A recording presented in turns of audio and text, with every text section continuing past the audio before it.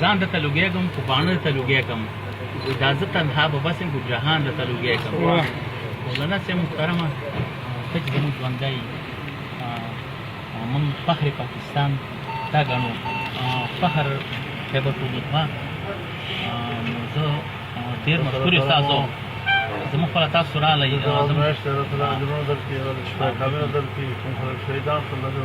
هېڅ خبره نه ده دا زموږ سلسله روانه ده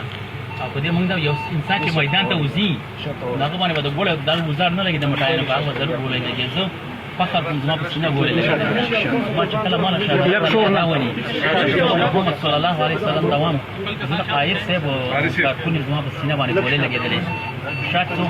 شا به ګولۍ لګېدلې او به د قاید صاحب ملګری نه وي یو مې کمیس وښوي سور شو ما خو کله شهید شوم او وراره ته مې وویل ما دا به زما نه وکړي دا به خو نبي صلی الله علیه وسلم ته